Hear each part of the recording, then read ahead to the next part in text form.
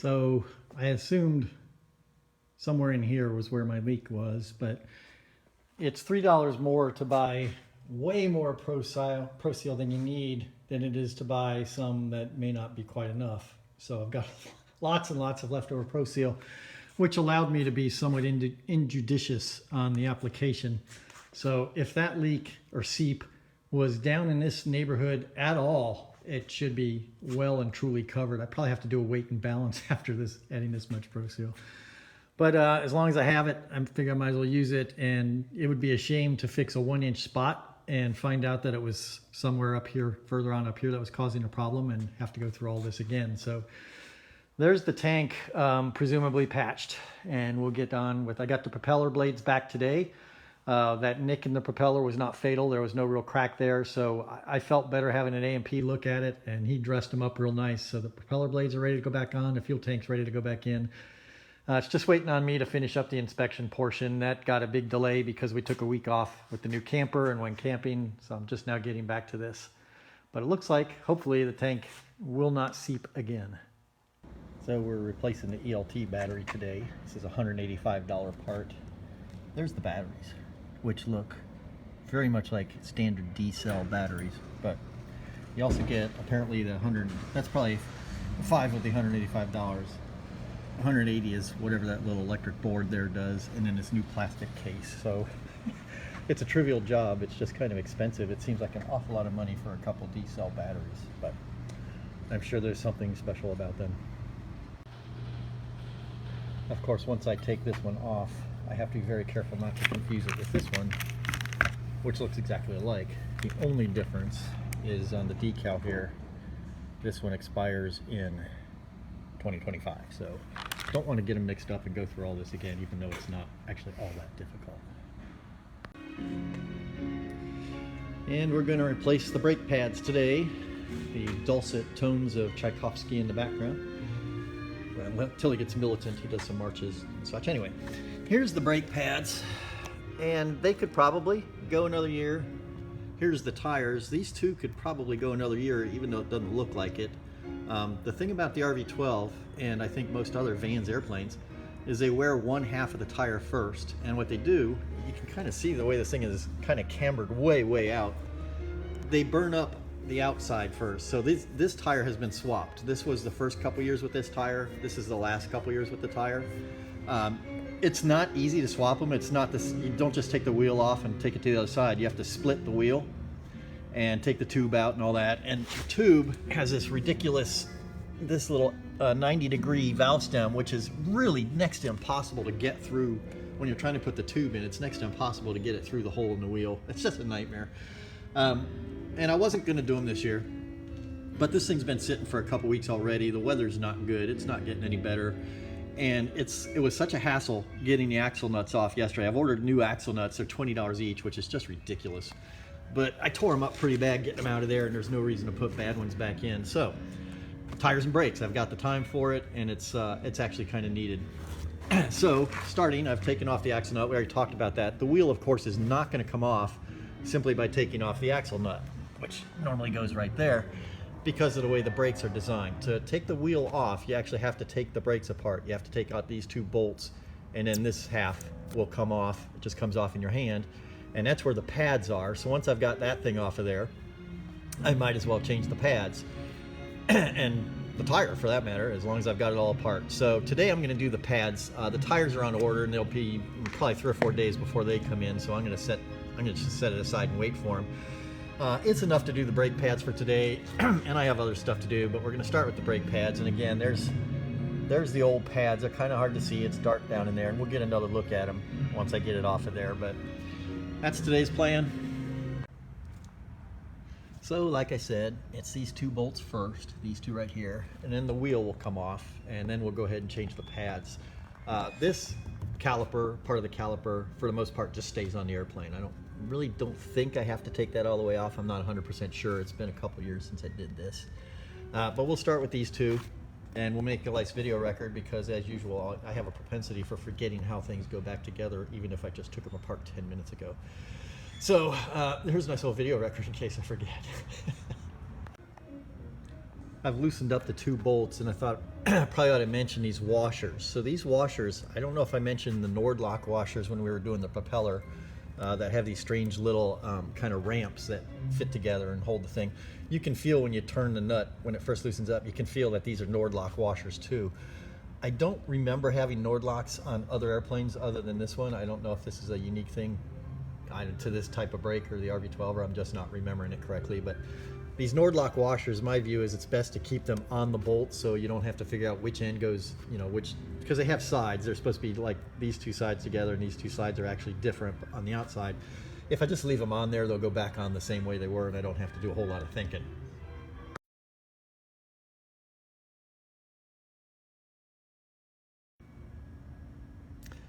So here's this big block off of here, and I'm going to show you this because I'm recording it for myself in case I forget.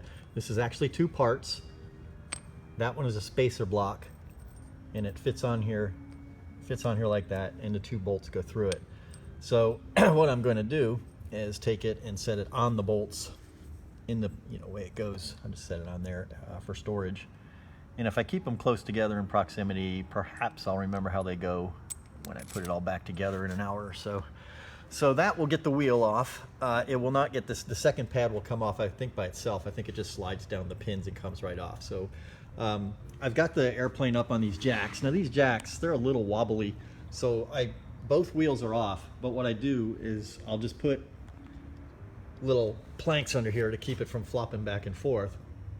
And when I have this wheel off, I'll take that plank away to bias it to sit on the other tire and not fall down onto the landing gear leg.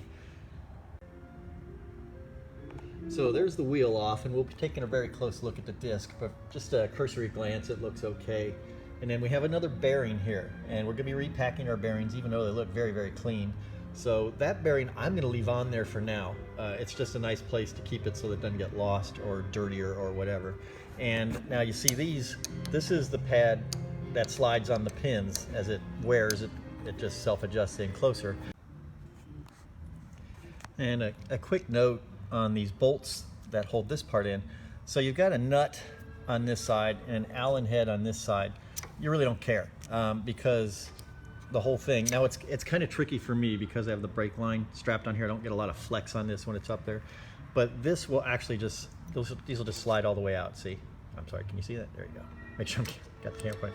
Those will just slide right out if you can get enough action, to make it, mine's a little tricky. I took one of these off. The other one I'm just leaving on. It actually doesn't want to come out of there. But anyway, you can just slide this off. You don't really care about this. This is going to stay here. You're just getting at this part. So here's the second pad. So we're ready to go change the pads. We'll get the old pads off, and we'll clean all this up, and we'll get the new pads on and put them back on and go do the other side. Okay, at the bench, here's our tool. I meant to look these up and see how much they cost. I think I paid maybe $35 for that, Aircraft Spruce or someplace like that, and it'll save you a lot of money. I mean, doing this yourself. There's a subscription service you can do where you just send these entire things back in, and they'll just repad them and send them back. I think you actually, it's kind of a swap thing. You may actually end up with, they send you just somebody else's backing plates are all nice and clean up. I can't remember. And it does cost a little more. Probably still not a whole lot because these really aren't expensive parts. It would just be for the labor and all that. I prefer to do them myself. It's actually kind of a fun little job, and it's quicker. I can do them today, right? So it's very, very simple. So you'll note that I only have 2 of these here. There are 2 more still on the airplane. And I do that partially because I don't want to get them mixed up. And I do it partially because if I can't remember how it goes back together, I can just go look at the other one. So the first thing to do is going to be to de-rivet these things, and this tool does both. It'll de-rivet. I can show you the rivets so you can see that they're rivets. There's the shop side and there's the factory side. It's right there, nice flat little rivet in there. And these are why you don't wait until the last minute. Like I say, these are not precisely due, but you can see they're getting close to at least one of the rivets. And that rivet scraping against that disc is going to ruin the disc, and I imagine that disc is at least $100 based on the fact that the stupid little axle nut, this guy right here, $20 each. So it's the same vendor, it's Matco. I imagine that is pretty close to buying the entire new wheel. And I do remember I had a friend that they had to take that disc off of there, and they had a heck of a time getting it out of there. They got those little hex type bolts down there, and they rounded out, couldn't get them out of there. It's just a nightmare. So I really don't want to ever have to do that. Avoid that onerous job. So this thing has two different configurations. It's probably currently set for riveting because that's what the last thing I did. I now have to set it for de-riveting, so I'll back in a second. The first step is get the tool. We don't need this, that's just going to be visual clutter. Just get that locked in your vise, and it's just going to hold it for you. Now this is the way I had it stored, and I really don't think this is actually functional for anything right now. This little part, take off, and you want to take this off, and that leaves an opening right there. And this part with the little, where's my lens? Okay, this part with the little pin, that goes up onto here. Let's run that out a little bit, because I think it'll latch on if you run this out a little bit. It's got a little C-ring or something that kind of clicks it on there, so it'll stay. He says I shouldn't talk until I know, right? That's not working. Oh, wait a minute. So I finally got that little cone to pop off of there, and that's probably the riveting tool, not the de-riveting tool. And now you can see, maybe, if I can find it, this lens not being in the middle always confuses me. It's a little furry, isn't it? I can't quite get in focus there. The little C-ring in there, and that's going to hold this in place so it doesn't just drop off of there. There we go. So that's going to stay on there. So you can kind of see what's going to happen. What's going to happen is that little pin is going to push against this side of the rivet, and this big fat side of the rivet is going to descend down into that willing receptacle there. That just will not focus. What the hell? Come on. You know, I used to say it's a lousy phone but a great camera. I'm starting to question the great camera part too. It just will not focus for me today. Jerk. Anyway, we're going to press on. Did I just say we're going to press on? That's accidental pun. We're really going to get ready to press it out. But just a minute. I'm going to set the camera up on a tripod so I can use both hands, and then we'll go ahead and push these rivets out. Okay, are you ready for the least exciting 2 minutes in your day? We're going to set this in here, and I'm lining this pin up with the, probably can't see this because I don't know where the lens is. I'll line it up with that kind of an opening in the back of the rivet. Just kind of slowly bring this down so it gets right in the center of that rivet. And I'm just going to keep turning. Like so. There, I felt it fall loose. Alright, so there it is. I'll get this off the floor. So there's what came out of there. It's going to be hard to see again because the camera wants to focus at infinity. There's the old rivet just dropped on the floor. And now you should be able to see, if I can get my hand around here, where it used to be. So I'm going to do 2 more of those on this one and then 3 on the other one. And there's no sense in showing you that. It's going to be pretty much routine at this point. Done. If you can do it once, you can do it 6 times. So the reason I keep the old rivet heads, so you see they're different sizes, right? Short, long. And these are the rivets that come with the new pads, short and long. And I think it would be really hard. It would be hard to put the short ones in here. The plate is thicker on this one, see? So these are pretty much going to self-select just by what'll fit, but it's just a little reminder. So the small ones go in the thin one, thick ones go in the fat one. It's not that hard to figure out. So these are as clean as I can get them. They just don't clean up well anymore. I may go at it with a little bit of Scotch-Brite. We'll see, but they don't clean up super well anymore. They're pretty old. But I'm going to take another shot at cleaning them up and then go ahead and rivet the new pads on. Here's a new pad versus old pad comparison. You can see you can't say they're half gone. They're probably 2/3 gone. It's definitely worth doing this. That's probably a better angle. There you go. So I'm going to rivet this one on, and we have to adjust the tool. This is de-riveting side. We have to put it on the riveting side. So I'll do that, and then we'll squeeze this new pad in. So here's the setup for putting in a new rivet. So we have this part back in here that covers up that hole that the old rivet went into. This is going to press against one side of the rivet, and this little cone, which went on where that guy used to be, is going to press the other side of the rivet. And between the two of them, we'll get a pressed rivet. Impressed? I generally try to get all 3 rivets in place before I squeeze any of them. First of all, to make sure they're actually going to go through and that the metal behind isn't damaged and I can't get the rivet through. And second, so the pad doesn't slide away, I get one of these pressed in and then it has slidden away and the other ones won't go in. So I get them in there as kind of placeholders. So it'll sound off topic when I say this, but I've had a lousy couple days of getting anything at all to go my way. And I am on, let's see, there's a total of 12 rivets to remove. 12 of them. I'm on the 10th one. Everything's gone fine, so the 10th one. This one came out crooked. It didn't come out straight when I was pressing it out from the other side, and it's just wedged in there. And I'm probably going to have to go at it with a pair of pliers, try to get that out of there. Fortunately, this is the old pad, and I don't care what happens to it. I don't want to break this, the backing plate, but I'd have to really screw up to do that. I mean, I'm not saying I'm not capable of it. I'm just saying it's kind of a low odds that that's going to happen. So, number 10, at least it wasn't the 12th one. When I work on an airplane, I worked on airplanes long enough. You know, typically things you're removing have 4 nuts or screws or bolts or whatever, and it's always the 4th one that gives you a problem. So I had always thought if I ever started a rock band and I needed a name for it, I would either call it 3 nuts easy or 4th screw hard or something like that. It always the 4th one. So, you know, the 10th is kind of an improvement. Usually it's the very last one that gives me the trouble. So I'll get that out of there and proceed. So that's what you're looking for right there. And now that plate, the pad is on there rock solid. These are deep down inside there. See, that's what you want. So this one's ready to squeeze. And as you can see, we're still set up for removing rivets. So the way you apply a rivet, this little pointy guy comes off. This little guy that was filling up the hole goes back to filling up the hole. And this little guy, where are you? There he is. This little guy goes where that probe was. Now it has to go, yeah, get this way up here out of the way and kind of set it on there.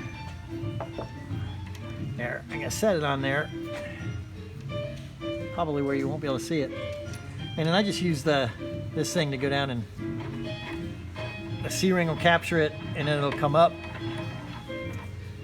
And having done that, we're just gonna take this. Now I've got all 3 of them in here, and they were a tight fit. That's not always gonna be the case. You could turn this over and all 3 fall out again. But I wanna have all 3 in here to make sure I can get all 3 in. So sometimes you just have to kind of hold it, get kind of creative with the way you hold it. But what you're trying to do, and I always start with the middle for some reason, this part goes on this part, like so. And you'll feel it notch down in there. You want to hold it perfectly straight and level if you can. And this will come down and just squeeze, squeeze, done. And there's your new rivet. Right there, you can see the difference right there. So 2 more of those and we'll be done with this one. So they're all 4 done, they're looking good, they're ready to go on the plane. I'm not going to put them on yet because I'm waiting for tires. So we're done for the day, which means we're going to put this tool away probably for a year or 2.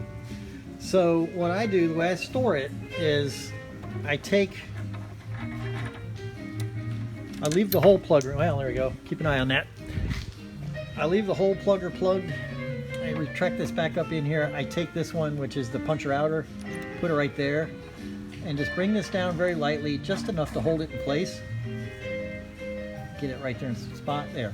Just tight enough to hold it. That way I can't lose these parts in the next couple years. I may lose the whole thing. I mean, I've lost much bigger things than this, but at least I won't lose that little fitting right there.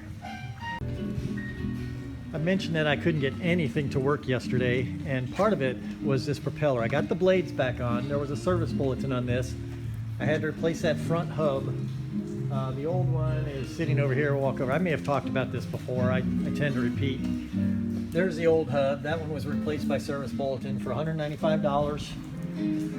So I got the blades back in, did the repitching of the blades, which requires a little digital scale, which is floating around here somewhere, and got everything set exactly where I want it. Went to put the spinner back on, and those marks or where the spinner is now hitting the edge of the propeller where it didn't used to. So this new hub, I think, is pulling the blades in like a 32nd of an inch more than it used to, and everything that used to have a nice clearance no longer does. And I'm not happy about this. I don't like trimming this fiberglass. I don't want to make that hole too big. I'm getting close to the edges. I don't want to do it, but I don't see any choice. The propeller is correctly installed. There's only one way it can go in. It's nice and clean now. I got a lot of work done on it. I got the back sides overhauled. They're very nice and clean, and all the nicks and cracks are filled up. So it's a better, stronger propeller than it was, but I have to work on fiberglass, which is not my favorite thing. Vince Guaraldi's getting kind of loud back there. He's just jamming. Probably can't hear a damn thing I'm saying, which is probably a good thing. All right, I asked Vince to tone it down a little bit so he can hear me. It's probably a better deal for me than it is for you. All right, so this goes back in the same way it came out, which is to say with great difficulty. These flexible lines are obviously more flexible than the rigid lines that were on here, but they're still not flexible enough to really let you move around the way you need to move it around. So these two bolts, the big ones, are going to slide in here. Well, they're supposed to slide in here, but see that the brake line is fighting me on this. There we go. And that goes in there like that. And then we're not going to do much of this because I'm not going to put the wheels on, and one of the axle nuts is at home. But I need to push this puck back in, which is a hell of a hard thing to do.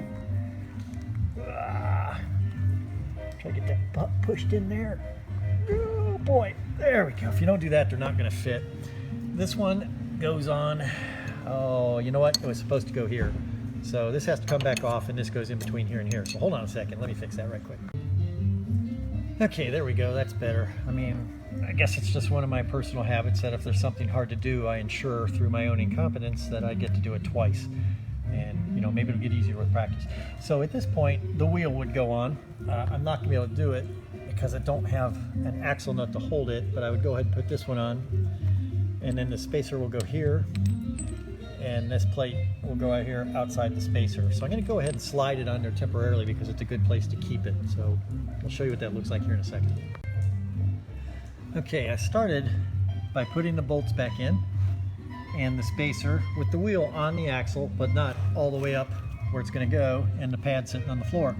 Now this pad, this backing plate is threaded. That's why it's thicker, probably. It's threaded, so I don't have to get in here to put nuts on.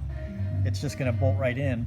But I have to do that while I'm holding the wheel up against the disc up here against the pad. I got to do that all with just me. I don't have anybody here to help me anymore. They all left when it looked like there was going to be work to be done. No, I'm just kidding. So I'll do that on my own, and I'm just going to finger tighten them now. This is just to have some place to put the wheel and to make sure I get these things together while I still remember how. Okay, there it is installed, and I did torque these. I torqued these bolts because I have a personal rule that if a bolt or a fitting is on the airplane, it is final tightened. It is not hand tightened. I've seen too many times. There was an RV-10 that I saw, well, I didn't see it, but a friend of mine did because he was flying it. I think he had 4 hours on it. One of the fuel lines had been hand fitted but not tightened and came loose, started a fire. He landed 4 miles short of the airport in a cornfield and stood there and watched his airplane burn. Just recently we were out in a camper, a brand new camper from the factory, so you expect problems. That's just the way things are these days. We had a leak. There was a puddle under the sink, and it took me a while to find out where it was coming from. And once I did find out where it's coming from, the fix was as simple as just tightening up a hot water hose because it had been hand tightened and not final tightened. So if it's on the airplane, it's tight. It may have to come off again when I get the axle nut and put it all together. It may not, but it's on there now, it's tight, and I don't have to worry about forgetting it. So there's what it looks like all put back together.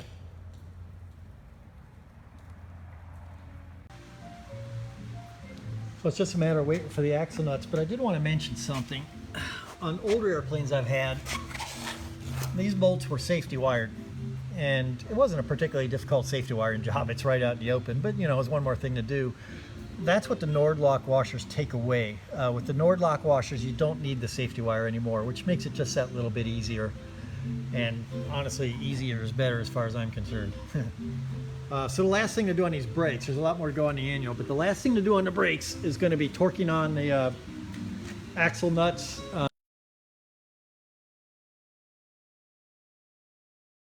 I'm putting those stupid cotter pins back in there so I can swear at them at a later date. I want to get the engine started. I've done an oil change, but I haven't started the engine yet. I'll need to start that up for a leak check and make sure oil is flowing through the system. Once I do that, there's a process of breaking in the brakes where you're supposed to take it out on a runway, I suppose. Because I think you're supposed to get up to 45 or 50 miles an hour and then just slam on the brakes and then let them cool. Do that 3 times and then let them cool as you're taxiing back to the hangar. And if you don't get that just right, the airplane will still stop. The brakes will still work. They just don't work as well.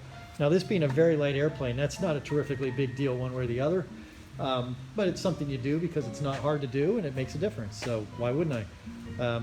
That won't happen until after I get everything put back together and we're able to move it. Right now, there's not much I can do because it's all torn apart. I wouldn't even be able to sit in it. It's all torn up in there. I've got no fuel tank. Fuel tank is still sitting at home. The Pro Seal curing up. This time of year probably take 3 days or so. I don't want to put gas in it until I'm sure it's done. So there we are. So what we got done so far is we got the propeller fixed, service bolt accomplished. I have some work to do on the spinner. Oil has been changed but not yet run through the engine. The engine is ready for compression check now. Since I have the propeller on there, I can turn it. I can do the compression check. I'll do that when it's not up on the jacks because it'll be a lot more stable on its feet. And it's a fairly easy job. When I do start the engine, because the propeller pitch has been touched, and I would have done it anyway because it's the annual, I'll have to balance these carburetors. You'll find that fascinating. I find it to be a royal pain in the butt, and I think that's why the fuel-injected engine is selling so well. One of the reasons anyway. And then I'll start the inspection. I have yet to even start on the inspection checklist. Here it sits. I have not even started on this stuff yet. I'm still doing maintenance, and maintenance first, inspection later, and then whatever maintenance comes up from the inspection, blah, blah, blah. So it kind of goes on and on and on. So this is a long one. This is a long annual. I had a 2-week break because our camper came in and we went camping. If you watch my channel regularly, you will have seen that. If not, you probably should be, because I'm a really interesting guy.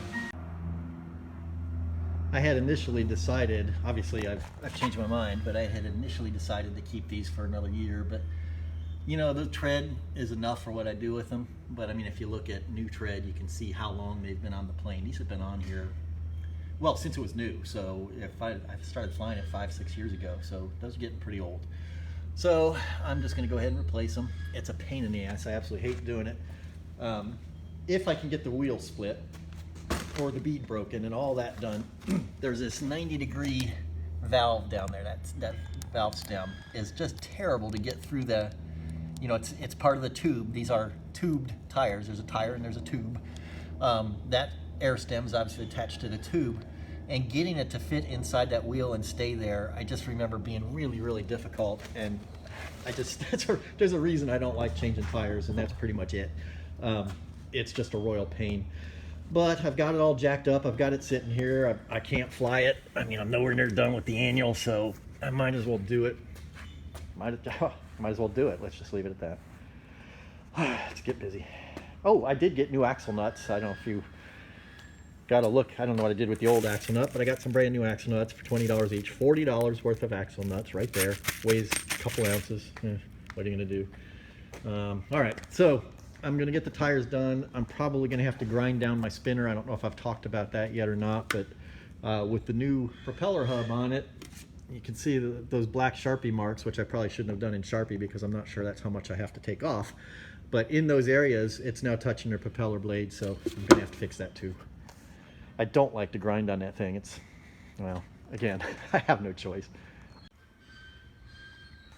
So hopefully the first step in a tire change is obvious. It's remove the wheel from the airplane, which of course meant taking off that inside brake pad again, which I had just put back on. But that's very easy to do since there's no safety wiring involved. So the first step is obvious. The second step is probably just as obvious, and that's remove air from the tire. It's going to be much, much easier to get it off of there if it's not full of air. So we take off, obviously, the little nut. And what you need for this is a Schrader valve tool, which you can get anywhere. Well, not anywhere, but I mean AutoZone, probably even Walmart, dirt cheap. And it's really just a matter of fitting it down in here and turning out. You just twist it, unscrew it. Just gonna screw right out, and you'll hear there it goes. Hear the air coming out?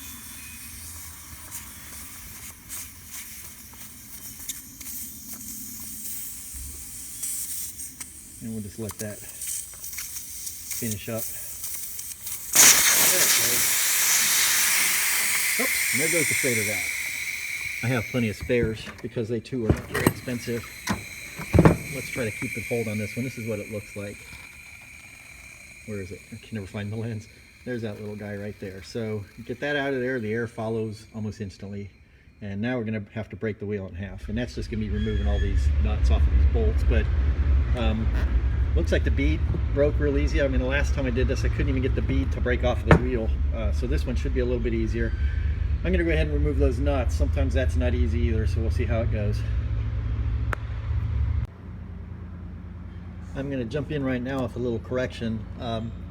The nuts will turn, of course, on the other side, but then so do the bolt heads. And you can't get at the bolt heads to hold them until you take off the actual brake disc. This is a separate part from the wheel.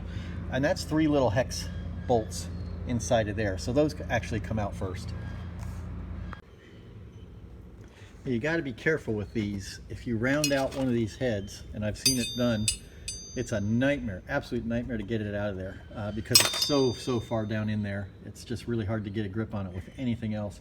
But once it's out of the way, now you can see these are the other side of the bolts that I was removing the nuts from on the other side, and they're also a nice big hex handle thing, and presumably I have one of that size. Let's find out. No, that's not it. And I think they're standard. I really don't think they're metric. And I take a huge jump from this one that I just tried. God, I can't even get it out of here. It's never been used. It takes a huge jump in size, and I think this one's going to be way too big. Yeah, it is way too big. That's not going to work. So now I have to find whatever wacky ass crazy size that stupid hex nut bolt is, and that's give me a while. It's gonna be a while. I don't have the exact size. This is a standard size, but my Harbor Freight, they skip a size. I was able to get it out of there with a metric, and only because the nut was already loose. If it was really tight, I'd have run the risk of stripping out the inside of this thing, and I wouldn't want to do that. So this one came out as easy as could be, which just scares the crap out of me because there's 5 more to go, and one of them, probably the very last one, is not going to want to come out of there. I can virtually guarantee it. Well, there's all 6 of them out with no problems whatsoever. So at least some of you are thinking, man, what a pessimist. He always looks out for the worst, blah, blah, blah. Okay, I have 2 responses to that. The first one is there's a whole nother wheel to go. We're halfway done. And we're done with this whole nother wheel to go, which is 6 more opportunities for one of those to stick. And the other thing is, a word about pessimism. When these came out easy, I was happy. Well, that's great. I didn't expect to be this thrilled with it. If I went into this optimistic, and one of those bolts gave me a hard time, then I'd be in a royally bad mood. So set yourself up to fail with optimism. That's a life lesson, pro tip for you. Just, trust me on this one. Now I'm going to see if I can get the wheel split, which is always another potential. I'm going to say potential now, so I can be slightly optimistic, potentially difficult to get the tire off. Now that valve stem I was talking about, you can see down in here, that nut right there is on by about half a thread. I mean, it's just really hard to even get this thing to come through here, this 90-degree bend. And then you're trying to get that nut on there, and you can barely catch one thread. It's just a royal pain. And I hate doing it, but, I have no choice. And you can't take the wheel off, with the tube still hanging on the wheel, and you can't get the tire off. So I'm going to have to do it. But with those bolts out, I believe this just comes off. And this just gets set off to the side. The bolts are sitting up here, so I'll sit this up here too somewhere. And now it's just a matter of getting the wheel split and getting the tube out of it. That nut has to come off first, and I really dread doing that. I don't mind so much taking it off. It's putting it back on. Oh well, it's a good problem to have, to be honest, right? Could be paying somebody to do this. So there's the first one all apart. Those are the wheel halves, and they're going to get cleaned up. I'll clean some of that grease off of there. This is a tire I'm going to give to a guy that has a couple big Mastiff dogs, and they use them to play with. I guess they're like dog toys for really big, mean dogs. Well, not mean necessarily, but big dogs. And there's the tube, and you want to be very, very careful with the tube because it costs every bit as much as the tire. They're $60 or $70, and you got to be very, very careful not to poke a hole in that.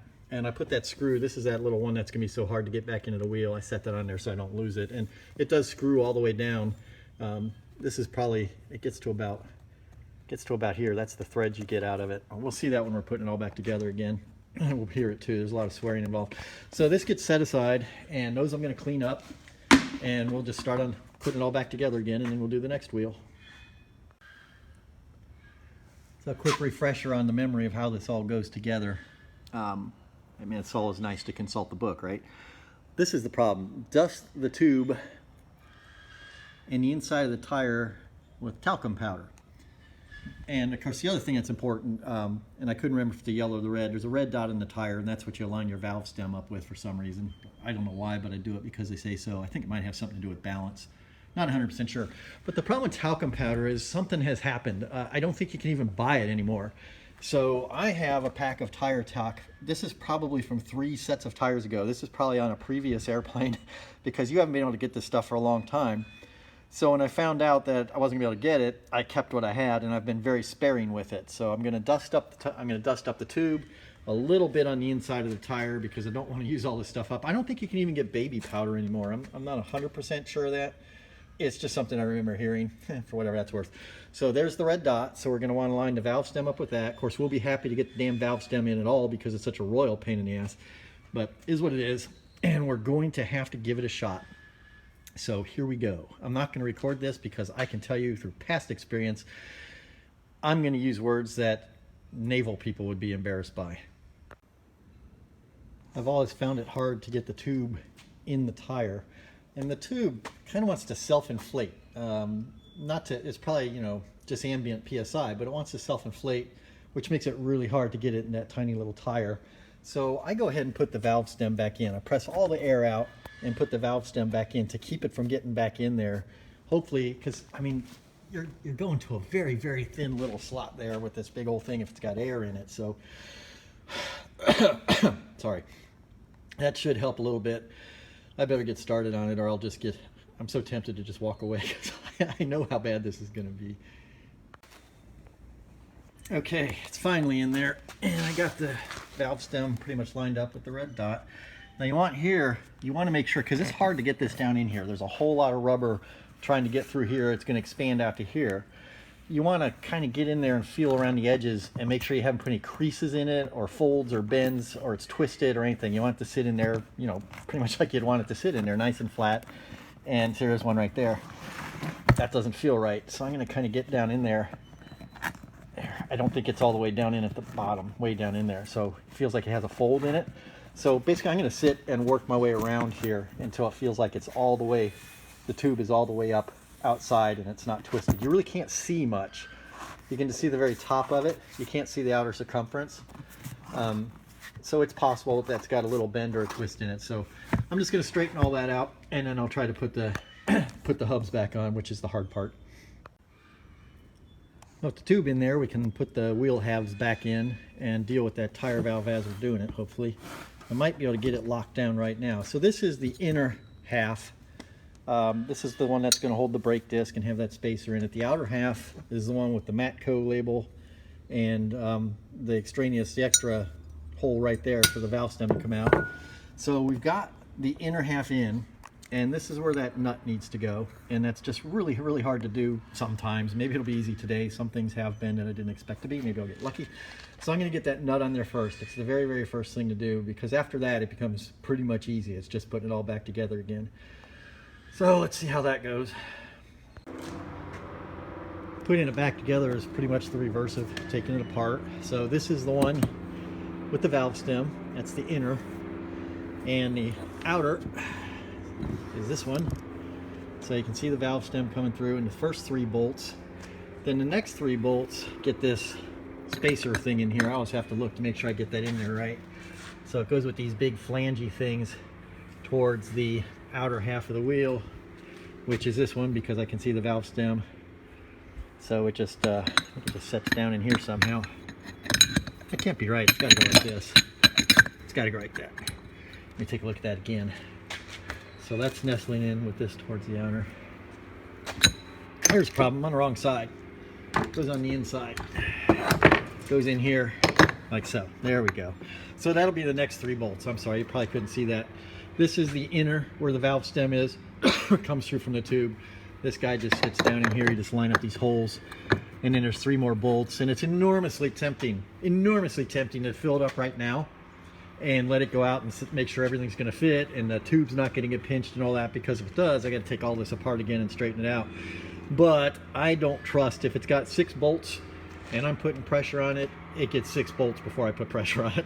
So I'm going to go ahead and strap those together, and then we'll go ahead and puff it up and see what happens. So now I've got these, now these bolts, these hex heads, these are the longer of the 2 sets that come out. This is the longer bolt, and these thread into here. They don't just push through, they're threaded in. Then that's going to go through the wheel, and these are going to thread in the other side. And what it's providing is 3 screwed threaded holes to hold the brake disc on, is what it's actually doing.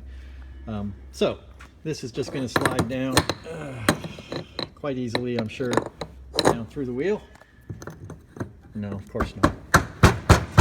And then we'll put the nuts on the other side. So that's settled down in there now, and of course pounding on it's not really the way to do it. What you really do, keep these first 3 screws so they're kind of still loose, so the wheel halves, in case they're not exactly lined up. These bolts aren't going to want to go through the holes unless they're exactly lined up. But if you keep these loose, you can just kind of wiggle that down in there. You don't pound it down in there like I was doing. It's just silly. So that's in there. Let's go on the other side. Brake disc goes back on, and then it's on to the next tire. Well, actually, I think I'll go ahead and fill this one up. You're supposed to fill it up really slowly. Let it all out again, fill it up again. Just making sure, hopefully, if there's any creases or wrinkles in that tube, they get pushed out, and you get a nice round, not wrinkled up tube. This part always makes me a little nervous. I don't know why. We're just going to fill it up. See, it's coming up to catch the bead right there. There we go. And I'm going to put this at about 25, because that's all it takes normally. I think they used to say 28, and they've changed it to 25. They being Vans. And there's 20. There's 25. And that looks pretty solid. I'm going to let it all out again, because they have you do this a few times. I discovered this morning that the regulator on my air compressor is broken, and it's just sitting there spitting air out. It's Harbor Freight, so it's cheap to replace, cheap to buy and cheap to replace.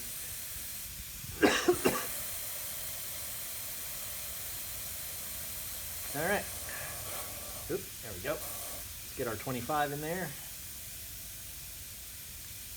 There's 20. 25. Okay, here we go. Look at that. Oh yeah. All right, on to the next one. And it's all done. So wheel spins, brakes are back on, all tightened and snugged up. So that only took a couple hours.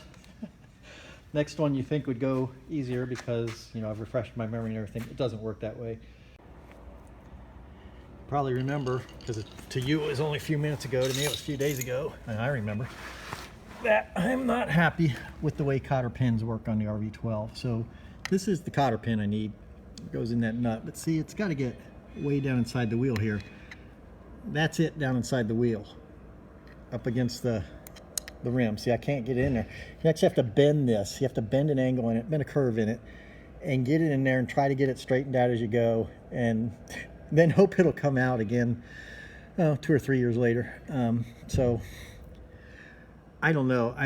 There has to be a better way, but this is what they've given us, and I guess I'll go ahead and do it. The other thing you want to make sure, these are a little bit different. These, you want to get them tight enough so that you can't see the bearing. There's plastic around the out of that bearing, and you want them tight enough so that that doesn't move. And that's, I think that was different from more standard older planes that I've had where you wanted that bearing to move. This one you want it to sit still. So I'm gonna have to go ahead and bend this cotter pin and get it in there. So you can see it's a pretty healthy bend. This one might actually be meant a little bit too much. That's why I have so many. And usually what I have to do, I got to take these big old twisty nose pliers and kind of get it in this way. It won't go in easily any more than it comes out easily. See there, it's starting to go in. And then once I get it down in there, I'll get it to where I can, like right there, that's the curve of the bend right up against there, and then I can just push, I'll just push it back to get it bent back straight, and then get it down in here. And then I'm only going to pull one of the tabs. I don't pull the short tab because it's impossible to get unbent when you go to take it off. I just pull the one long tab, and realistically this thing's not going anywhere, whether it had no no tabs bent at all. It's just got nowhere to go. But all right, so go ahead and push that flat and see if I can get it in there. So actually, the short side of this pin was long enough that I could get a little bend on it, so I will go ahead and leave it on there. There's no reason not to. I've had them where it was just this little bit, and it just makes it impossible to get it back off there again. And I'm gonna, that needs to be tapped in just a little bit more, and then I'll tighten these up, and then we're done. So it's all done. The second tire, second wheel was easier than the first, but still the same old routine. Some parts are easy, some parts aren't. I'm on my way home, but I had to stop and take a look at this thing. That's an ancient, well, probably late 50s, early 60s helicopter.